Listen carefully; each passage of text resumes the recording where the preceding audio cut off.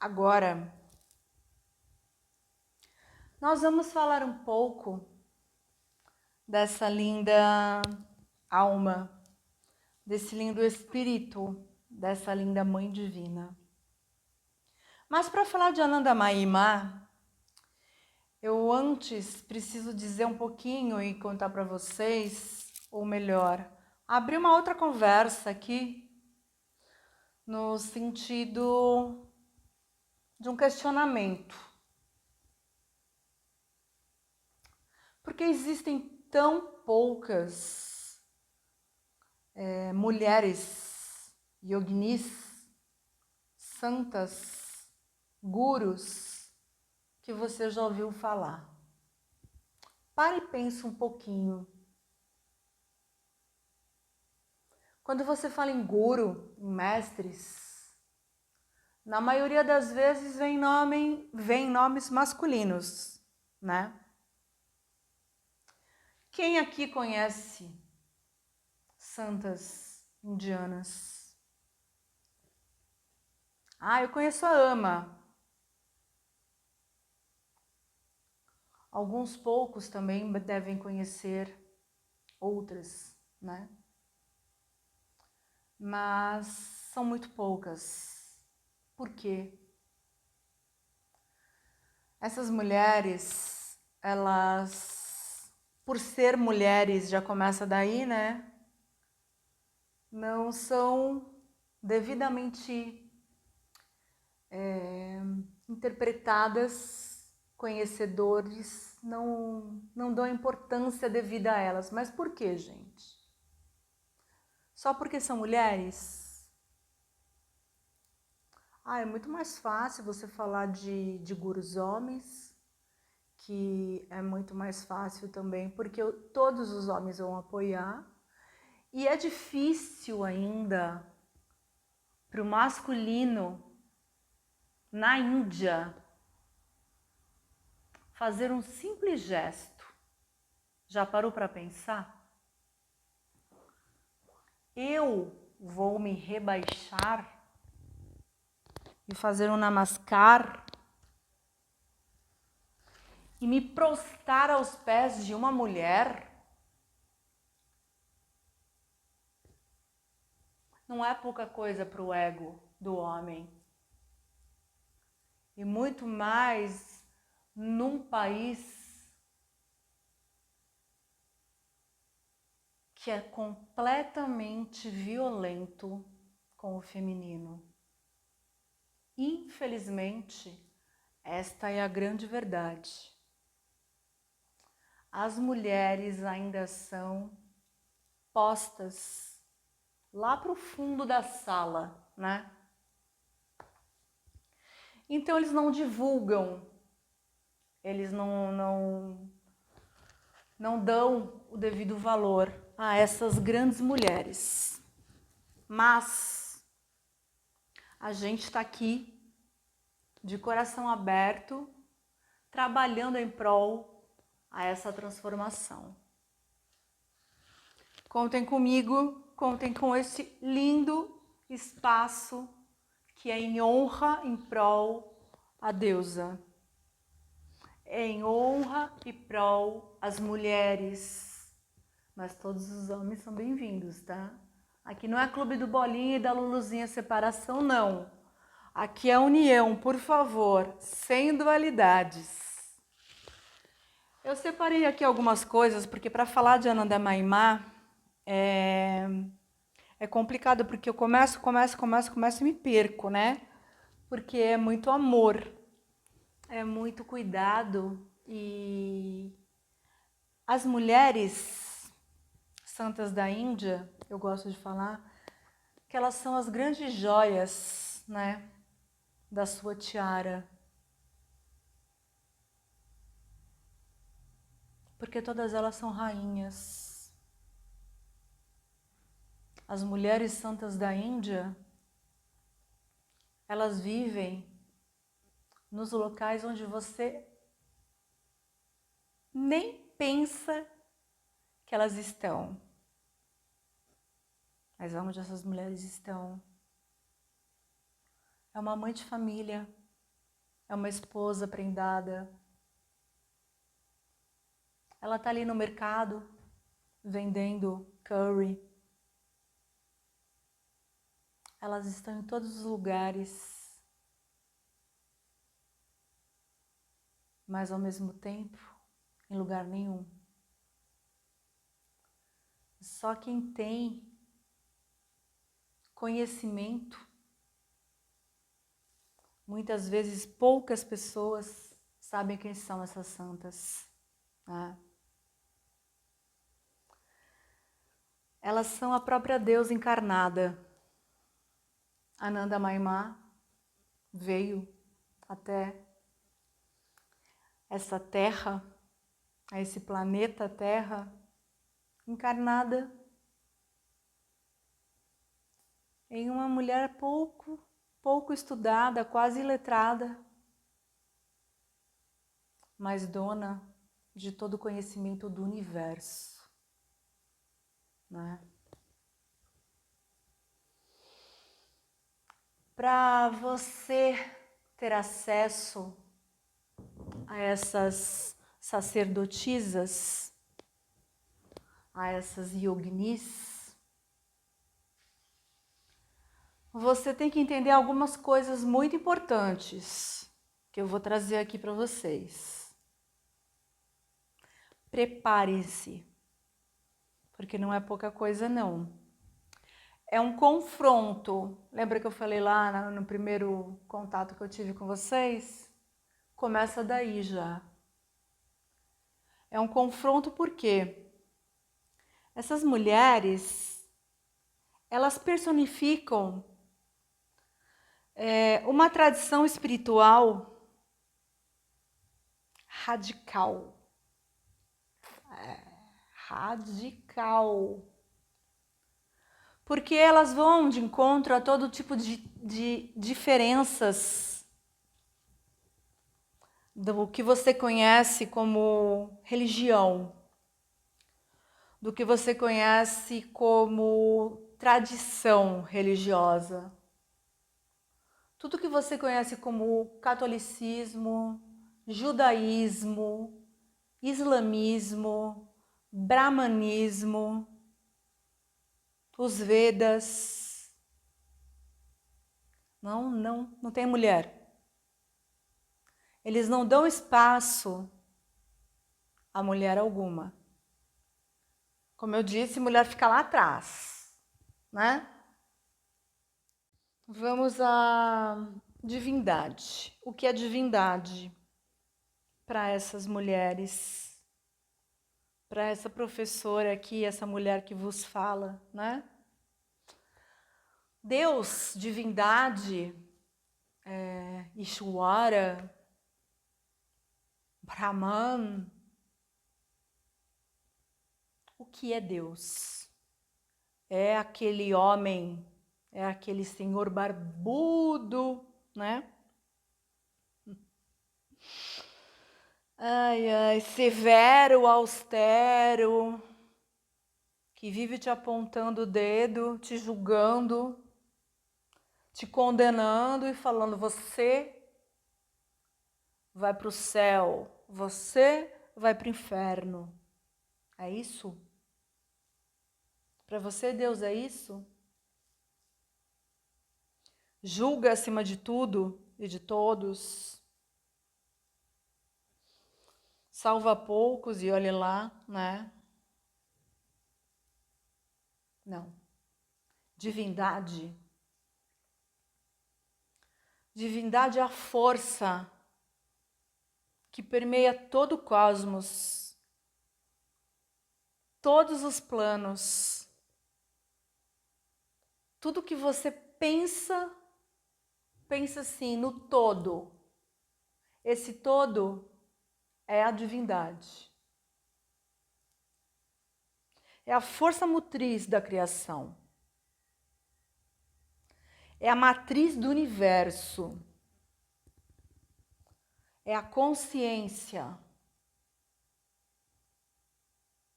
ilimitada, gente. A nossa consciência é limitada.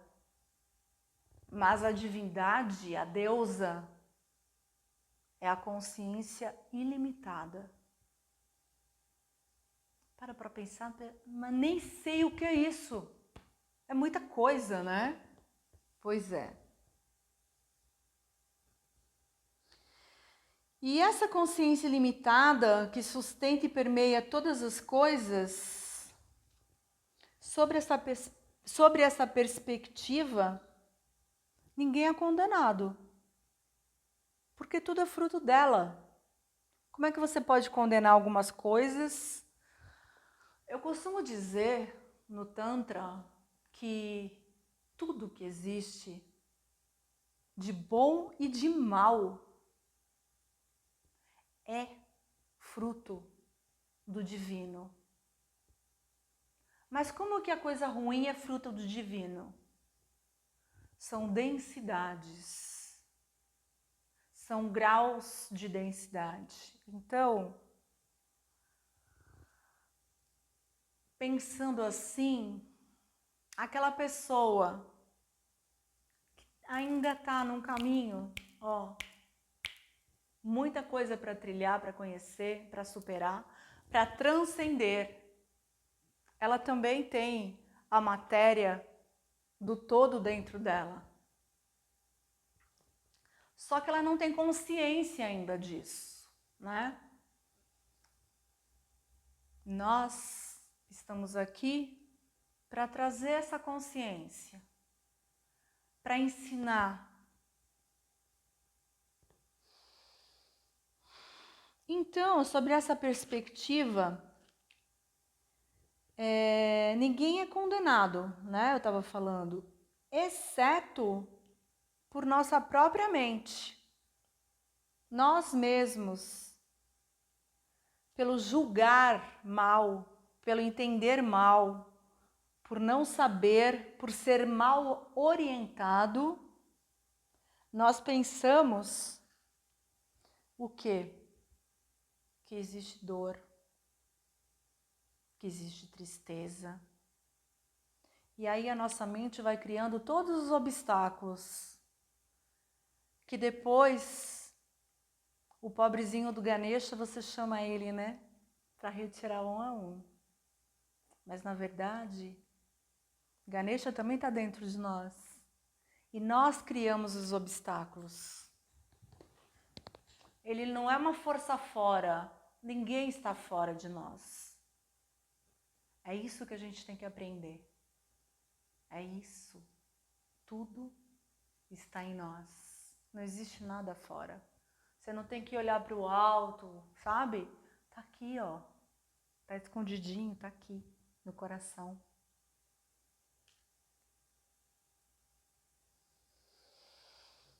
Então, o que a gente tem que fazer? Não adianta ir para a igreja aos domingos e ficar lá, oh, meu pai. Você só pede, né?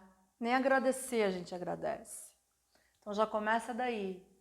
Como essa conexão é fora? Não, é dentro.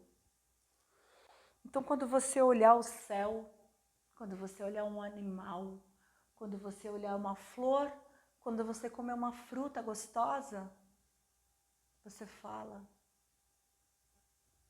obrigado, obrigada.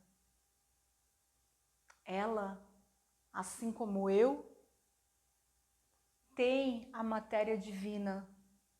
Tá tudo conectado. Por que existe doença? Existe doença por quê? Porque a gente não está mais conectado com a natureza. A gente vive dentro de um casulo, apertando um celular o dia inteiro, olhando uma televisão, não coloca o pé na terra, não vai no mar, como deveria, não come o alimento sagrado, come o alimento congelado, né? Se o alimento está congelado, onde é que está a vida? A vida. Não estou falando para você comer carne, não é isso. Eu estou falando a energia, para nos trazer a energia. É através de uma fruta, é uma troca. Então tudo isso a gente vai aprender durante o curso também. Então, vamos voltar a nos reconectar com o todo. Vamos dar as mãos a esse todo. E aí sim, transcender. Através de dar as mãos, através de comer um fruto, um vegetal, através de plantar o seu próprio alimento, através sim de abraçar uma árvore, através de nos entregar a uma verdadeira meditação, aí a gente se reconecta. Aí é o comecinho dessa linda jornada.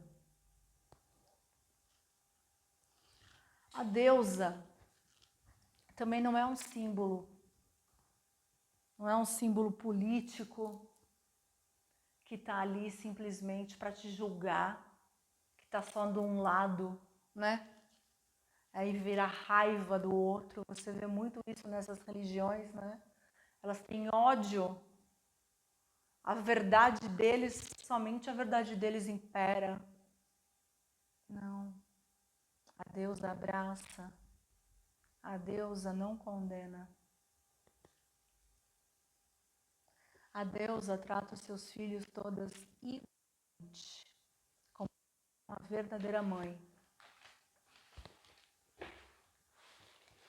E agora passamos para o verdadeiro estudo dessa deusa que encarnou na Terra. Esse feito aconteceu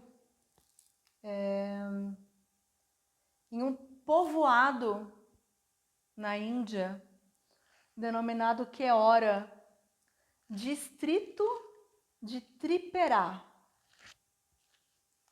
No ano cósmico, né, na astrologia védica, em 1318. Para nós, no dia 30 de abril de 1896, nascia Nirmala Sundari Devi, o nome de batismo de nossa mãe Anandamayi Ma. Nas primeiras horas de uma sexta-feira, antes do nascer do sol. A leste de Bengala, hoje Bangladesh.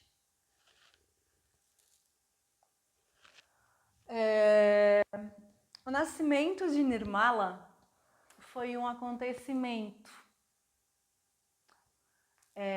digno de terror para os seus pais. Porque quando essa nenezinha nasceu, ela não chorou. Pensaram que ela tinha nascido morta, né? Confrontada anos depois pela sua mãe, ela tinha até contado isso para Nirmala, e ela, já conhecedora da santidade de Nirmala, ela comentou isso, e Nirmala, muito tranquilamente, falou assim, como se fosse natural, né? Ela falou assim: ué, mãe, mas por que eu deveria chorar? Se no momento em que eu estava nascendo, ela sorriu, né? Eu estava contemplando as lindas árvores através das ripas da janela. Um nascimento completamente consciente de Nirmala Sundari Devi, a nossa Anandamayi Ma. E ela falou: imagina, uma coisa tão bonita, por que eu deveria chorar? Eu não estava triste para acontecer o choro, né? E assim foi. Nirmala foi uma criança um tanto quanto diferente, mas alegre e como deveria ser, né, completamente iluminada. Por onde ela passava era aquele rosto lindo, iluminado e que todos gostavam muito. A família de Nirmala, tanto o pai quanto a mãe, os descendentes deles, de uma família Brahmani, eles tinham posse, avantajados ali de dinheiro. Então era uma família digna, de nome, na Índia, né? Conhecida família Brahmani, Kashyapa, do povoado de Vidyakut, no mesmo distrito. Então, o pai e a mãe de Nirmala eram de famílias brahmanes. Tanto o papai quanto a mamãe de Nirmala eram muito dóceis, muito carinhosos, muito amorosos mesmo, né? Extremamente amáveis. Mas o que aconteceu tanto com o pai quanto a mãe de Nirmala, eles não davam importância para dinheiro. Então eles se contentavam com uma vida bem tranquila, sem posses alguma. E foi nesse meio que Nirmala nasceu e cresceu. Camponeses, sem posse, porque eles abriram mão para ajudar o próximo. Então eles não tinham dinheiro, né? Só para o seu próprio sustento. Simplificaram demais a vida, né? A casa. E Nirmala foi para a escola, mas ela só ficou 2 anos estudando. Aprendeu ali um pouquinho de ler, um pouquinho de escrever e voltou. Porque era da tradição, né? As meninas voltarem, não estudarem muito, para ajudar a mãe nos trabalhos domésticos. Era natural isso. Então ela ficou em casa por tempo integral, só ficou 2 anos na escola. Aí aconteceu dela começar a dar um pouquinho de problema, né, para os familiares e para os vizinhos. Ela estava muito bem fazendo os seus trabalhos domésticos, ajudando a mãe, carpindo, lavando, e ela parava e contemplava. E não conseguiam tirar ela desse estado, novinha já. Então, ela criou a fama de criança estranha. Pensaram até que ela era meio tantã da cabeça. Normal, né? O julgamento. Então, ela já ficava naquele vazio. Ela já entrava em estado de samadhi por vários períodos. E quando ela completou 12 anos, os seus pais contrataram já o casamento, né? Uma criança, né, gente? Na Índia é assim até hoje, infelizmente. E o seu noivo era muito mais velho que ela, de uma família de Brahmani também, Bharadwaj, e era um senhor muito, muito, muito querido, muito amável, e que também dedicava a sua vida a ajudar os outros, né? Então, ele se preocupava demais com o bem-estar do próximo. Percebe aí como nada é por acaso, né? Ele mais tarde ficou conhecido como Bholanath Ramapagla ou Pitaji nos livros, né? Na biografia de Anandamai. E ela tinha 12 anos. 5 anos depois, aconteceu de Nirmala concretizar esse casamento. Então, com 17 anos, ela já foi para casa do Bolanati. E quando ele não tinha visto ainda, né, a beleza dela. Quando Bolanati botou os olhos em Nirmala, ele ficou extasiado, porque ela era e é e sempre será de uma beleza extasiante, gente. Ela era muito linda nesse período, então. E ele ficou muito feliz, né? Ele pensou assim com ele: eu fui muito agraciado, muito abençoado, né? Aquela cabecinha assim, né? Fui muito abençoado. E ele não estava errado. Ele realmente foi muito abençoado. Mas não simplesmente por ter uma menina de 17 anos linda como esposa.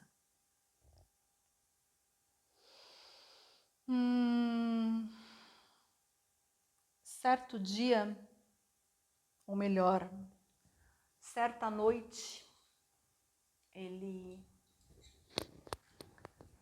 acordou com os barulhos muito estranhos na sua casa. E ele presenciou pela primeira vez Nirmala se contorcendo no chão de sua casa e vocalizando sons assustadores, segundo ele, assustadores. E ela não saía daquele transe e ele pensou consigo: ela tá possuída pelo demônio. Eu vou chamar um exorcista. Comentou com a família. E não é que eles chamaram o exorcista, pessoal? Chamaram. E tanto ele quanto ela, por serem brahmanes, mas somente por ser brahmanes não quer dizer que eles tinham iniciação para o lado espiritual, né? Então nem ele nem ela ainda tinham a consciência do que era aquilo. Na verdade, foi o início ali de um grande estudo por parte dela, de entender o que é que estava acontecendo com ela. Nada mais, nada menos do que ela estava realizando o seu primeiro sadhana. Posturas de avançadíssimas para uma menina que nunca tinha praticado, né? Os yogasanas, porque ela estava ali em asanas. O seu corpo se modificava já com grandes siddhis, né? Grandes feitos, milagres paranormais, né? E aqueles barulhos assustadores que saíam de sua boca, nada mais, nada menos do que mantras iniciáticos. Isso eles foram entender com o tempo, né? E aí começou a corrida pelo desenvolvimento dessa consciência nela. Porque eu vou explicar uma coisa para vocês. Ela, a própria grande mãe Kali, eu já estou abrindo isso para vocês, encarnada, a própria mãe.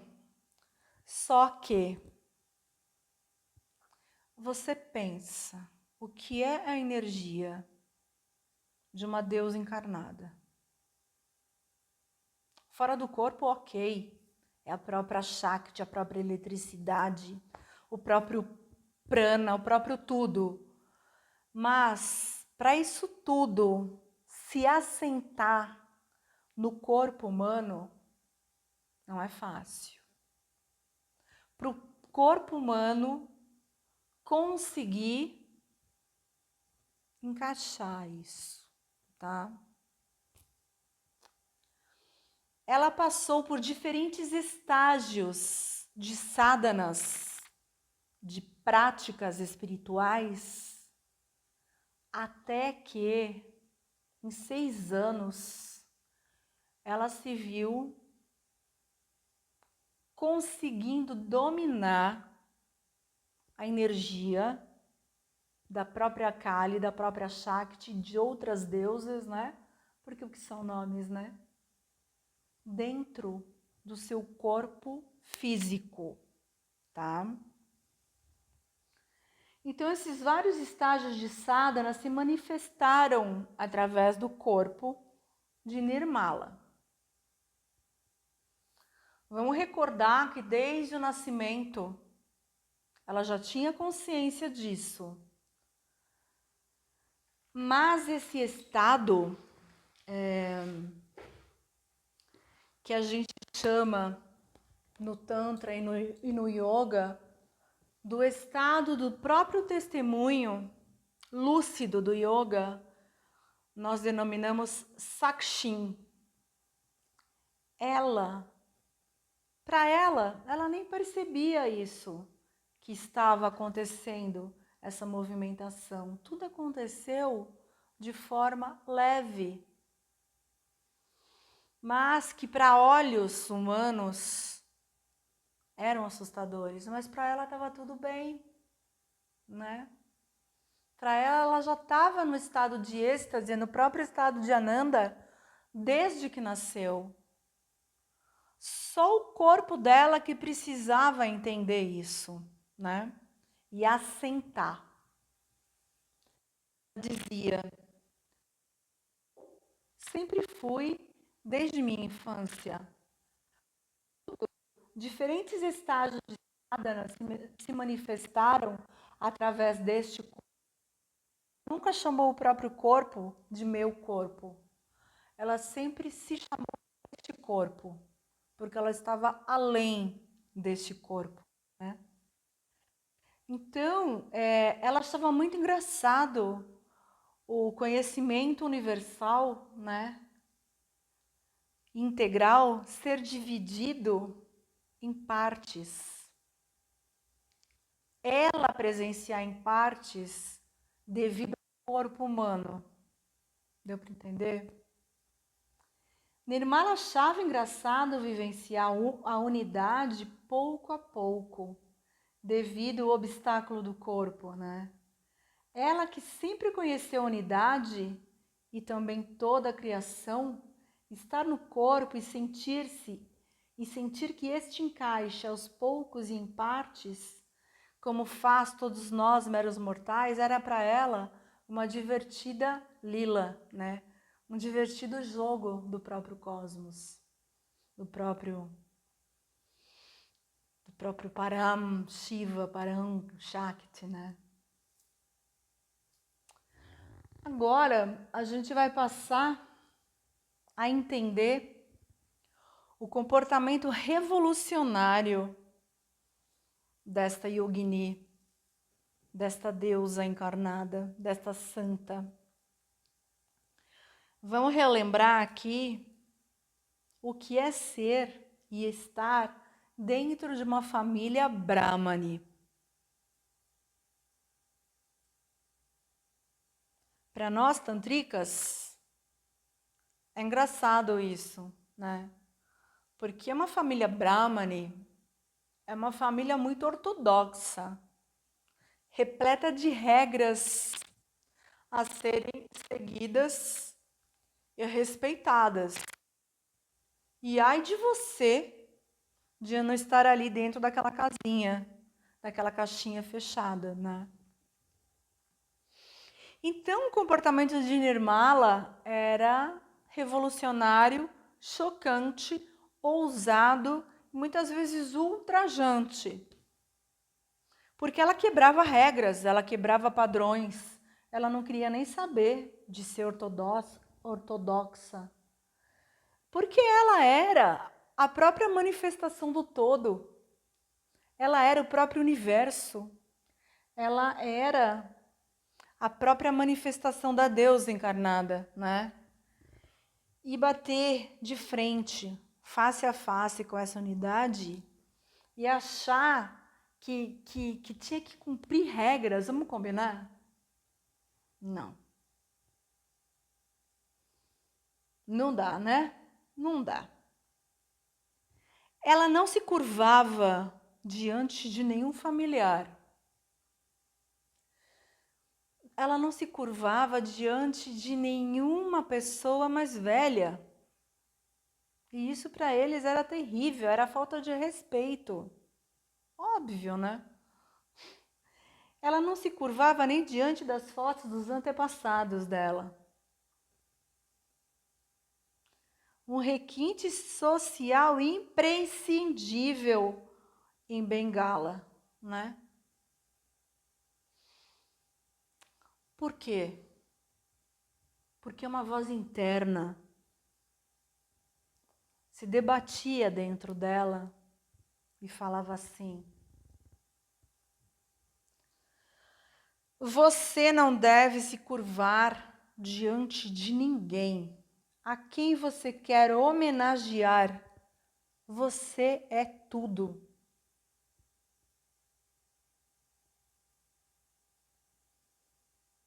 Então, isso para a mente humana, repleta de caixinhas, repleta de conceitos ortodoxos ainda, em uma família brahmane, era bem pesado, né? Então, quando essa voz interna disse isso para ela, naquele momento, o plim de tudo aconteceu. Por quê? Nirmala compreendeu que todo o universo era a sua própria manifestação. O conhecimento parcial deu lugar ao universal. E quando esse último estágio dentro dela aconteceu, ela percebeu que o guru, o mestre, os guias espirituais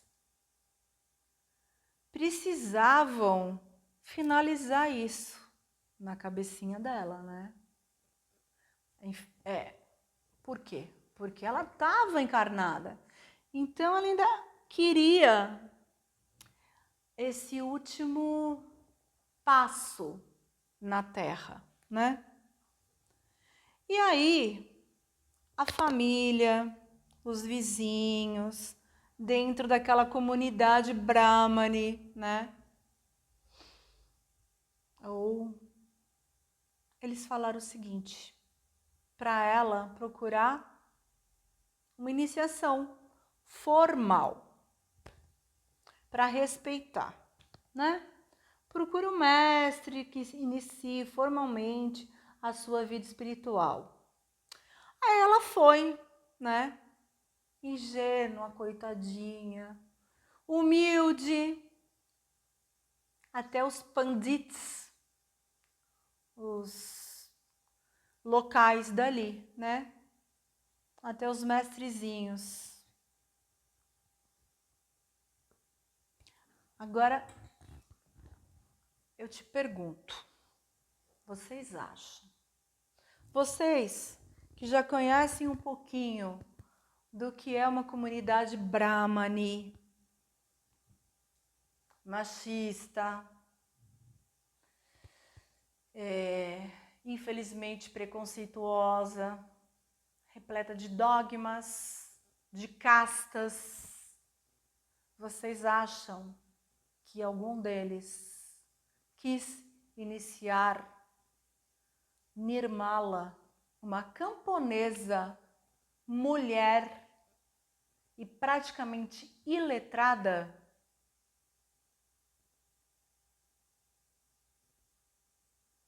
Não. Não, né? Não. Nenhum. Nenhum. Nenhum. Nenhum. Nenhum. Nenhum se curvou e quis iniciar uma mulher. Pois é.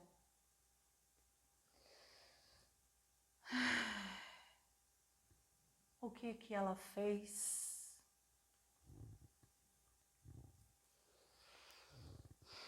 No dia 3 de agosto de 1922, Nirmala Sundari sentou, assim como eu estou aqui, e se auto-iniciou. O que é se auto-iniciar?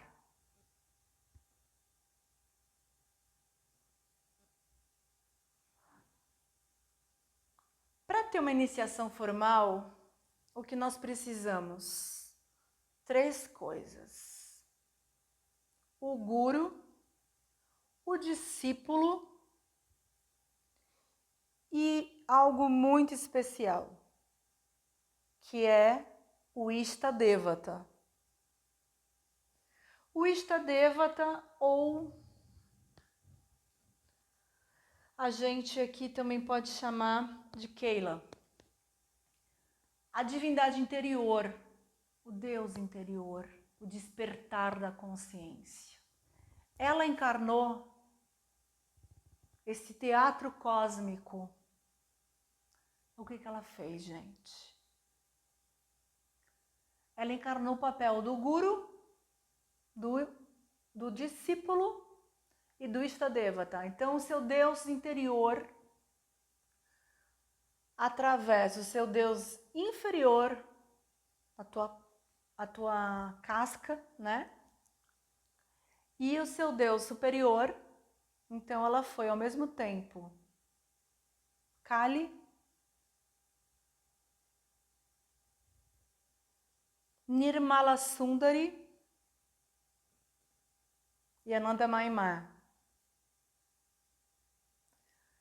Então ela foi ao mesmo tempo o professor, o guru, o mestre, né? O discípulo, a Nirmala, Anandamai, a grande Kali. Então ela fez o papel dos 3. Ela transmitiu o mantra pessoal. Ela transmitiu o que ela precisava para aquela sociedade entender que ela não precisava de nada, que ela já era o todo. O eu superior, o mantra e o Deus inferior. E ali se deu a iniciação de Nirmala Sundari Devi. E aos poucos, depois dessa dramatização, desse teatro cósmico, dessa beleza, ela dramatizou esta unidade, interpretando o papel de mestre e discípulo simultaneamente, e o seu eu superior conferindo o mantra ao seu eu inferior. Assim ela recebeu o mantra diretamente da divindade, de seu Ishtadevata interior. Depois disso tudo, o que o seu marido fez? Ela, que nunca se permitiu ter nenhum contato físico com ele, ela que sempre estava muito além do corpo, essa mulher que é o próprio estado do Tantra de ser, a própria mãe divina cósmica, ele olhou para ela foi até os seus pés e assim pediu para ser o seu primeiro discípulo.